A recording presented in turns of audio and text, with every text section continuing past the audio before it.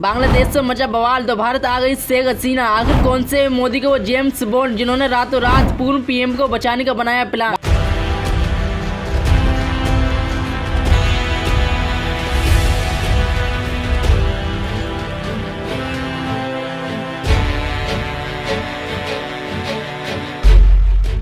बांग्लादेश में इस वक्त इस मुद्दों पर तोहिमान मचा हुआ है। आरक्षण के खिलाफ इस मुद्दों पर विरोध किया जा रहा है। ऐसा शुरू हुआ था लेकिन जिसने इसका तख्त ही पूरा पलटकर रख दिया है। 15 सालों से प्रधानमंत्री की कुर्सी पर बैठी थी शेख हसीना, लेकिन आखिरकार अपने पद से इस्तीफा देने के लिए वो मजबूर हो गई। और इतना ही नहीं, इस्तीफा देने के बाद उन्होंने अपनी जान बचाने के लिए अपना देश छोड़कर भारत उनको आना पड़ा। अब हालात इतने खराब होते चले जा रहे हैं कि पीओ पे घर में घुस पड़े लोग, पीओ पर अपना कब्जा बनाकर रखा है लोगों ने। इसके बाद शेख हसीना के बेडरूम पर घुसकर पलंग पर सो रहे हैं लोग। और इतना ही नहीं, कई लोग तो इनके कपड़े पहनकर फोटो भी खिंचवा रहे हैं। किसी ने चिकन टंडी का लिया मजा तो कोई सामान इकट्ठा करके अपने घर को ले जा रहा है। किसी के हाथ पंखा लगा तो वो पंखा लेकर के अपने घर जा रहा है, जबकि किसी के हाथ कुर्सी लग गई तो वो कुर्सी को लेकर अपने घर पहुंच रहा है। मतलब कि हालात इतने ज्यादा बिगड़ रहे हैं कि जिसके हाथ जो पड़ रहा है वो अपने घर को लेकर जा रहा है। और इस वक्त हालात इतने ज्यादा बिगड़ रहे हैं कि बांग्लादेश में हिंदुओं को चुन चुन कर मारा जा रहा है और कई लोगों के घर भी जलाए जा रहे हैं। इसके अलावा भी कई घरों में घुस करके बहन बेटियों को निशाना बनाया जा रहा है। लेकिन इसी बीच हर कोई ये जानना चाहता है कि आखिर शेख हसीना इतने बुरे फंसे हालात से कैसे निकली। अगर निकली तो निकली कैसे, और आखिर इसको निकालने वाला कौन था। और सवाल ये भी है कि आखिर भारत में क्यों आई शेख हसीना। आखिर शेख हसीना की भारत में कौन सबसे ज्यादा मदद कर रहा है, आइए बताते हैं आपको। दरअसल शेख हसीना सोमवार को गाजियाबाद में हिंद एयरपोर्ट पर पहुंची 5:30। इसके बाद उनका हेलीकॉप्टर यहाँ पर लैंड किया गया था गाजियाबाद में। और उनको रिसीव करने के लिए राष्ट्रीय सुरक्षा सलाहकार अजीत डोभाल पहुंचे। और रिसीव करने के लिए नहीं पहुंचे बल्कि बताया तो ये भी जा रहा है कि इस दौरान उनके बीच में करीब 1.5 घंटे तक बैठक चली थी। करीब 7 बजे के आसपास उनका काफिया निकल रहा था। इसके बाद हिंडन एयरपोर्ट से निकली थी वो शेख हसीना। इसके बाद में शेख हसीना हिंडन एयरपोर्ट में ही रही थी। इसके बाद भी उनका ढोकला एयरलाइनर को लेकर के नई दिल्ली के लिए रवाना हुआ था।